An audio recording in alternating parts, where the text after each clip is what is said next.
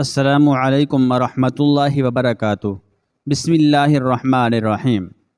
بیان کیا جاتا ہے کہ ایک نوجوان سخت بیمار ہوا جس پر اس کی والدہ نے نظر مانی۔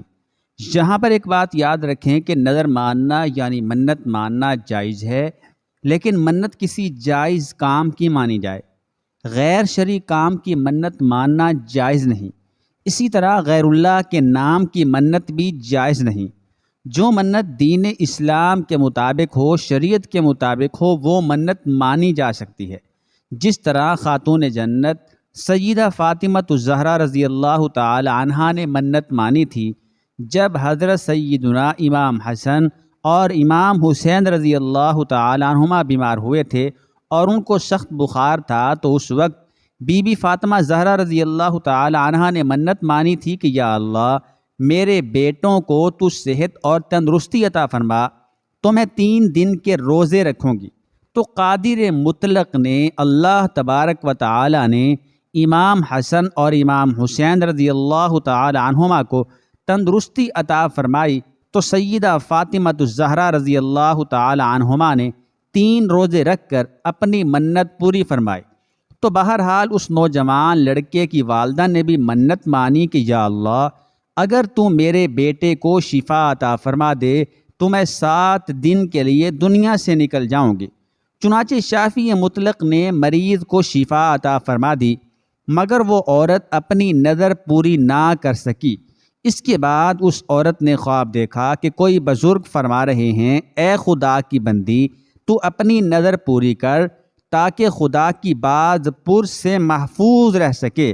یاد رکھیں، جب کسی چیز کی منت مانی جاتی ہے تو جب وہ کام ہو جائے تو منت کا پورا کرنا شرعی طور پر واجب ہوتا ہے۔ جو منت کو پورا نہیں کرتا تو وہ شرعی طور پر مجرم ہے اور گناہ گار ہے۔ خیر، جب صبح ہوئی تو اس عورت نے اپنے لڑکے کو بلا کر تمام واقعہ بیان کیا اور اس سے کہا کہ قبرستان میں میرے لیے قبر کھود کر مجھے اس قبر میں دفن کر دے۔ چنانچہ لڑکے نے اپنی والدہ کے حکم کی تعمیل کی اور اسے زندہ ہی دفن کر دیا، اور اس عورت نے قبر میں دعا کی کہ اے میرے پروردگار، میں نے اپنی وسعت کے مطابق اپنی نظر پوری کر دی، اب تو مجھے قبر کی آفتوں سے محفوظ رکھ۔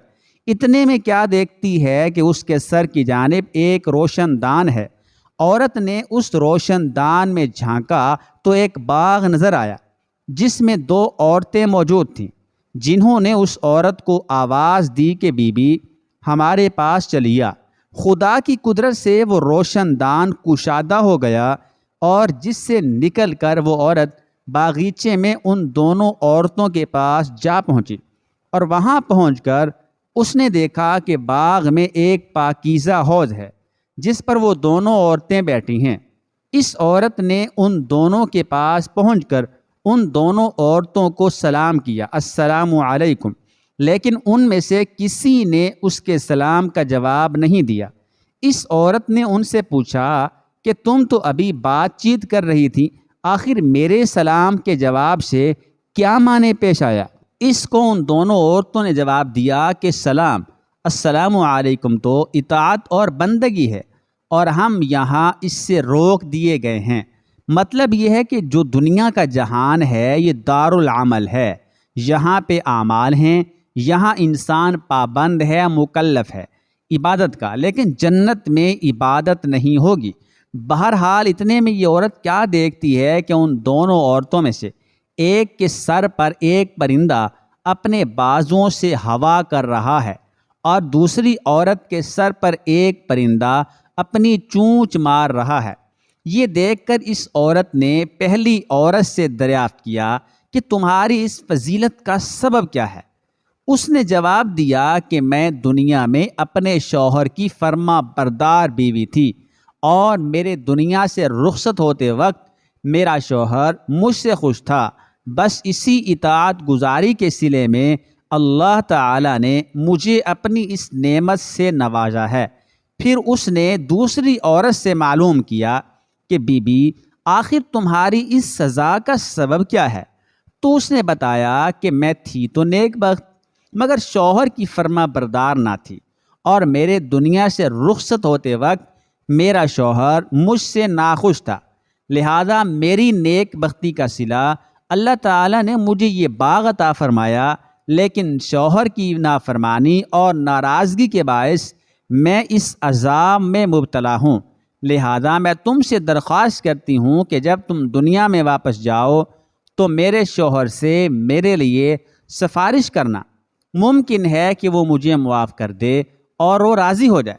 چنانچہ جب اس مدفونہ عورت پر 7 دن گزر چکے تو ان دونوں عورتوں نے اس کو بتایا کہ دیکھو، اب تم اپنی قبر میں چلی جاؤ، تمہارا لڑکا آیا ہوا ہے۔ اس بات کو سن کر اس عورت نے اپنی قبر میں آ کر دیکھا تو معلوم ہوا کہ اس کا لڑکا قبر کھود رہا ہے۔ پھر جب وہ لڑکا اپنی والدہ کو لے کر گھر پہنچا تو خبر مشہور ہو گئی کہ فلاں عورت اپنی نظر پوری کر کے قبر سے نکل کر آئی ہے۔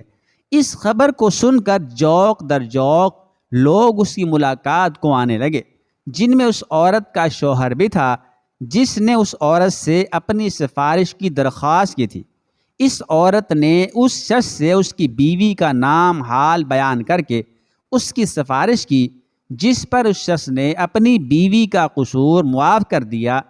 تو اس عورت نے خواب میں دیکھا کہ اس کی بیوی اس سے کہہ رہی ہے کہ بیوی، تیری وجہ سے اللہ تعالیٰ نے مجھے عذاب سے نجات دے دی، تیرے بھی اللہ تعالیٰ گناہ معاف کرے اور تجھے اللہ تعالیٰ اس کی بہتر جزائے خیر عطا فرمائے۔ دیکھیں شوہر کی فرما برداری کتنا بڑا صلہ ہے، کتنا بڑا انعام ہے۔